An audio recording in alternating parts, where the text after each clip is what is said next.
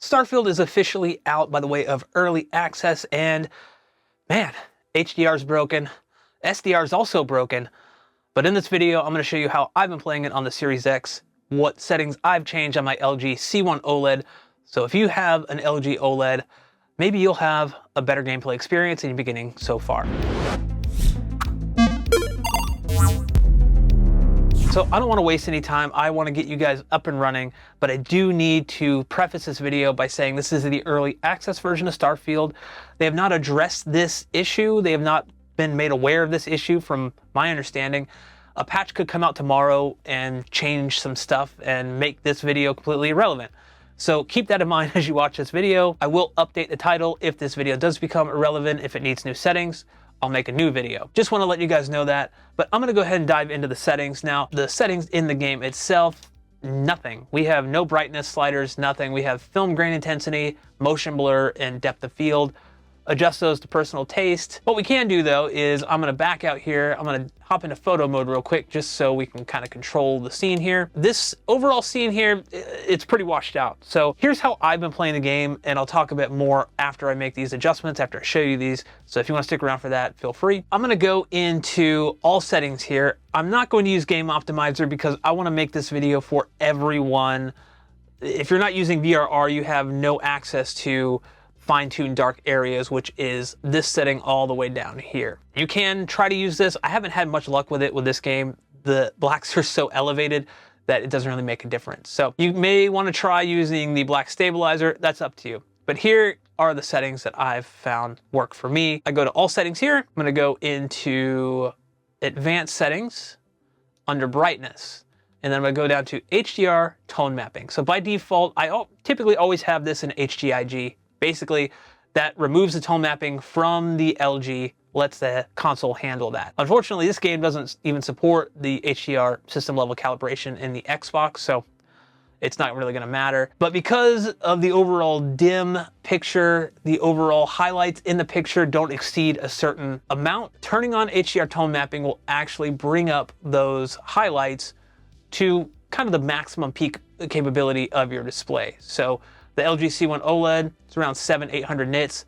This is going to stretch those highlights, these really bright parts, up to that point. Hopefully that makes sense. We also notice when I turn that off and then back on, yeah, it does that, but it also elevates the black levels even more. So what do we do to compensate that? Well, you run into screen brightness here, and then what I've found in my own personal testing is if I drop the brightness down to 37, this may appear super dark here, I will cut to some shots of just the TV. Bringing it down to 37 gets me really, really nice black levels without crushing detail. That's important. You can go too far and really crush the shadow detail here, which you don't want to do, especially if you're on an OLED. You want to find that point where you get nice black levels, but you're also not crushing shadow detail. So I found 37 on my calibrated display works really well. Now what you can do is maybe start at 35, get into a section like this, or a nighttime scene in the game, and adjust from there until you don't see these weird little green, there's like a little pattern that you'll notice. Bring it down to where you kind of can't see those anymore, and that's kind of where I ended up. Now this is not a perfect solution. The game has auto exposure and things like that, you know, if you look at a super bright area, it will kind of auto expose for that. There's a car outside. But yeah, you definitely want to be very careful, and you want to make sure that you don't go too far with the brightness control because you can crush shadow detail. So I do want to quickly talk about why I made these adjustments, why I chose to go the route that I did with these adjustments, dynamic tone mapping, dropping brightness. So first of all, my friend Marcus over on the channel Gaming Tech on YouTube, I'll leave a link in the description. You can go check him out. He actually put a video out where he analyzed the specular highlights, which are like these little areas here, the glints on the reflection, specular highlights on the building itself. And he found that basically, regardless of the Xbox system setting for HDR calibration, these never exceed 400 nits. I don't know why. They're almost like they just stop at 400 nits, which makes the image look incredibly dull when you're using something like HGIG.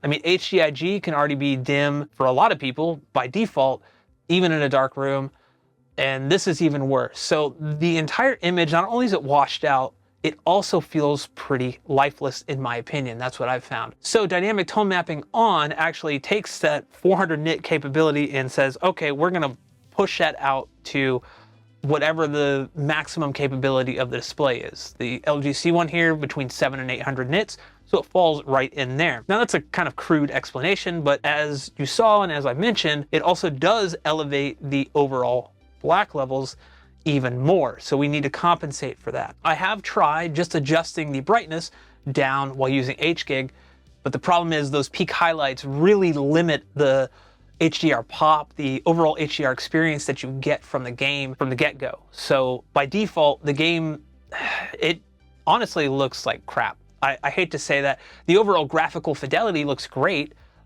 It will not get into the 30 FPS thing here, but like everything going on, the overall clarity, the gunplay, everything, like all the particle effects, everything looks great. But yeah, when you have HDR brightness that isn't hitting what it's supposed to, and then you have a raised black floor on top of that, man, it really kind of tarnishes, ruins the experience pretty much. In the opening section, I will say, you're in like this cave, and maybe not use that. I wouldn't recommend using that section to set this up. Basically, I ended up arriving at a number like 32 brightness, and once I got out of that area, man, everything was super dark, and yeah, was not a good experience. So err on the side of caution, and maybe start with 35, 37, 38, and then kind of tweak from there. But once you kind of find that sweet spot, you really shouldn't need to tweak anymore. Now, this does apply to the Xbox Series X version, Series S version,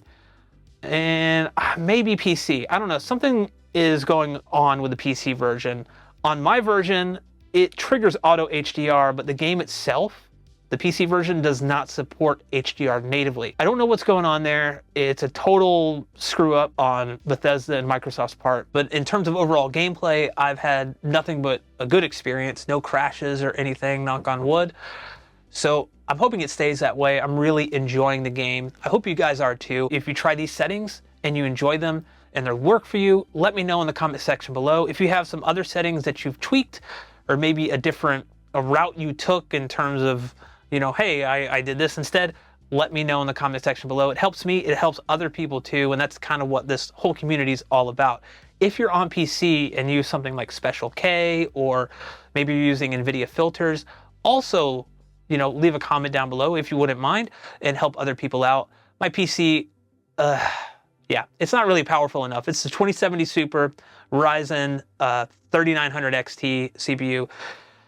Yeah, the performance there is abysmal. I was going to do a video on that, but I kind of scrapped that when I realized how bad everything was. So anyway, I hope you guys enjoyed this video. Let me know in the comments down below, and I will catch you in the next one.